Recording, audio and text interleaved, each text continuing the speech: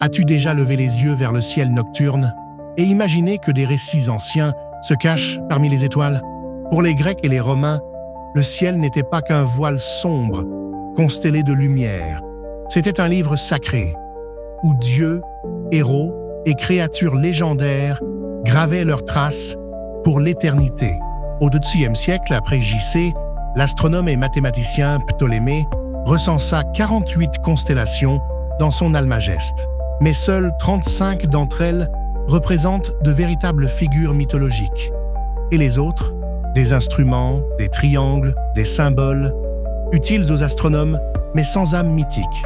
Enfin, presque toutes. Là-haut, dans le ciel, les héros vivent encore, comme Persée, qui, aidé par Athéna et Hermès, vainquit la gorgone Méduse, et Andromède, princesse d'Éthiopie, promise au sacrifice, sauvée par lui. À ses côtés, ses parents.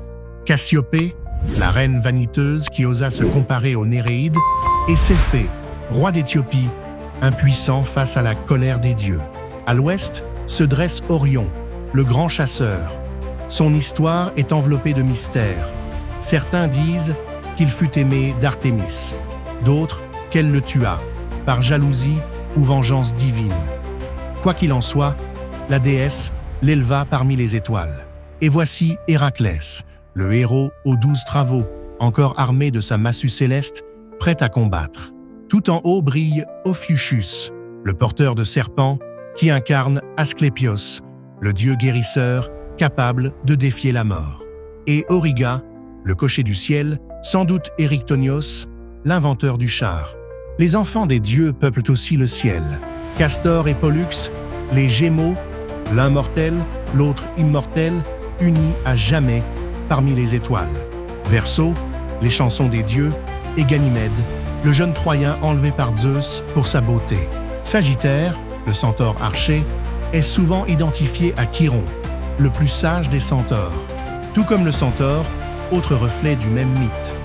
Et puis Boutès, le gardien du ciel. Selon certains, il s'agit d'Arcas, fils de Callisto, sauvé par Zeus et transformé en constellation. Selon d'autres, c'est Icarios, l'homme à qui Dionysos offrit le vin et qui fut tué par erreur. Qui il était vraiment, nul ne le sait. Mais les étoiles n'ont pas oublié son nom. Dans la constellation de la Vierge se cache Astrée, déesse de la justice, la dernière à quitter la Terre lorsque l'humanité devint trop cruelle. À ses côtés, la Balance, suspendue dans le ciel, en parfait équilibre.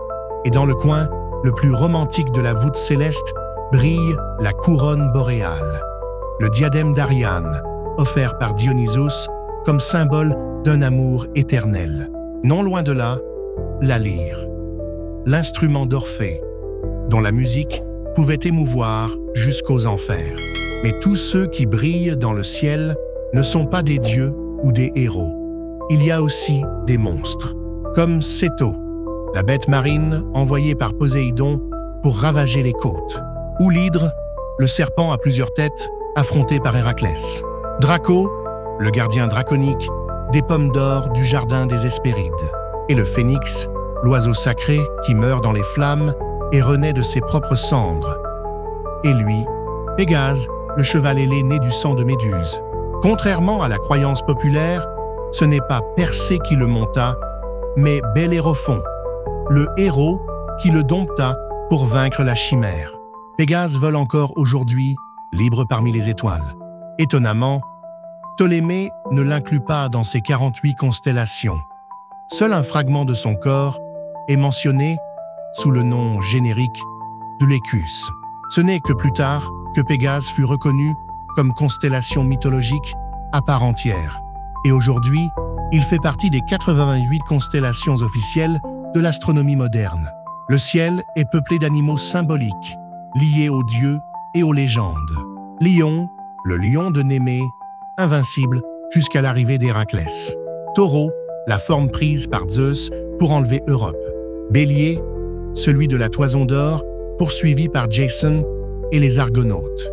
Capricorne, mi-chèvre, mi-poisson, associé à Pan ou à Amalthée, la chèvre qui nourrit Zeus. Poisson, 2 poissons, Aphrodite et Eros, transformés pour échapper à Typhon. Et les animaux célestes, compagnons des dieux et des hommes, Aigle, l'aigle de Zeus, qui enleva Ganymède, Dauphin, celui qui sauva Arion, Grand chien et petit chien, les fidèles compagnons d'Orion dans sa chasse éternelle, Loup, le loup sacrificiel aux origines rituelles, Corbeau, celui d'Apollon, puni pour sa trop grande loquacité, et enfin, une constellation à part. De nos jours, elle n'existe plus sous son nom d'origine, mais autrefois, c'était l'une des plus vastes du ciel, Argo Navis, le navire des Argonautes. C'est à son bord que Jason et ses compagnons partirent à la recherche de la toison d'or. Avec le temps, Argo fut divisé en 3 constellations modernes, la carène, la poupe et les voiles. Mais dans la mémoire du mythe, un unique navire glorieux demeure. 37 figures mythologiques brillent encore au-dessus de nos têtes. 35 reconnus dans le catalogue antique de Ptolémée, plus Pégase, né de Méduse, et Argo Navis, le navire qui traverse le ciel comme un poème. Ce soir, si tu regardes le ciel, tu ne verras pas seulement des étoiles. Tu verras une scène remplie d'histoires, aussi ancienne que le temps, écrite non avec de l'encre, mais avec la lumière des astres.